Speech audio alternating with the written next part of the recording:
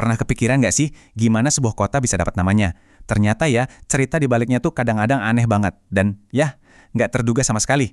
Nah, kali ini kita bakal bahas satu kisah unik tentang sebuah kota di Jawa Barat yang namanya lahir dari sebuah ketidaksengajaan.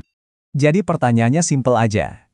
Gimana ceritanya sebuah insiden kecil, cuma goresan biasa, bisa jadi nama sebuah kabupaten yang kita kenal sekarang?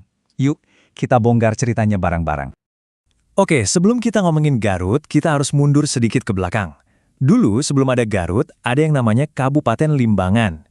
Dan ya, nasib kabupaten ini bisa dibilang lagi di ujung tanduk.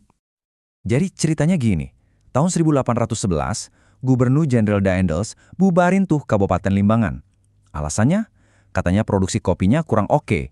Tapi selang 2 tahun, waktu Inggris berkuasa, Sir Stamford Raffles, dia bangun lagi kabupaten itu. Cuma ada satu PR besar, mereka harus cari ibu kota baru. Nah, dari sinilah pencarian dimulai. Bupati saat itu, Adipati Adiwijaya, langsung gerak cepat. Beliau bentuk tim khusus buat nyisir daerah dan nyari lokasi yang paling pas, yang paling sempurna buat jadi pusat pemerintahan yang baru. Dan mereka nemu satu lokasi, namanya Suci. Kedengarannya bagus ya, Suci. Sempurna gitu. Tapi ternyata, ada masalah besar. Tempatnya jauh dari kata ideal. Perbandingannya tuh jauh banget. Suci, pilihan pertama, ternyata terlalu sempit, terbatas, susah buat berkembang. Nah, lokasi baru yang mereka temukan ini, wah, beda kelas. Luas, subur, sumber airnya banyak, plus dikelilingin pegunungan yang indah. Jelas banget kan harus pilih yang mana? Nah, disinilah bagian paling serunya. Waktu tim ini lagi survei di lokasi baru yang keren tadi, ada kejadian kecil, bener-bener nggak terduga. Dan insiden inilah yang justru bakal jadi nama kota itu selamanya. Coba deh bayangin, timnya lagi sibuk kerja, bersih-bersih lahan buat ibu kota baru. Ada satu orang lagi nebasin semak-semak, ya kerjaan biasa aja, kelihatannya sepele banget. Terus, tiba-tiba, sas, tangannya kena gores semak berduri. Aduh, spontan dong dia teriak kesakitan dan refleks ngucapin satu kata dalam bahasa Sunda, kakarut. Nah, ini dia kuncinya.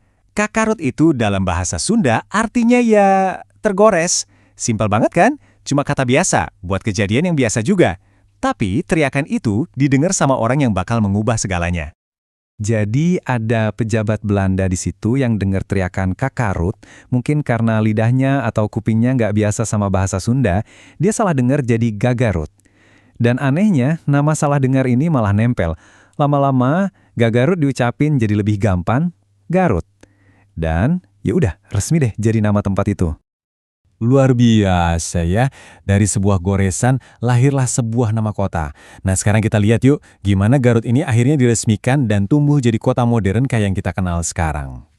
Prosesnya ternyata cepat juga loh. September 1813, mereka udah mulai peletakan batu pertama buat fasilitas-fasilitas di sana.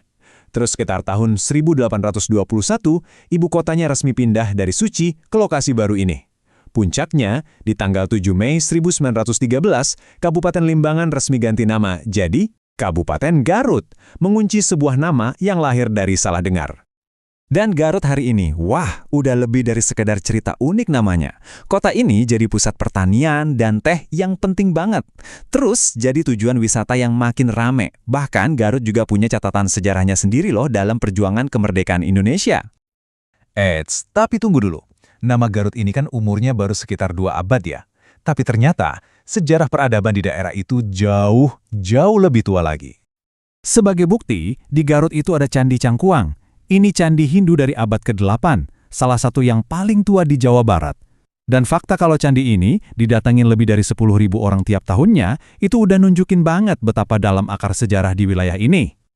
Jadi gitu ceritanya, dari goresan yang nggak sengaja sampai candi kuno, Garut itu punya lapisan sejarah yang luar biasa. Dan ini bikin kita jadi mikir ya kan, kira-kira cerita mengejutkan apa lagi ya yang ada di balik nama-nama tempat yang kita kenal? Mungkin di kota Anda sendiri?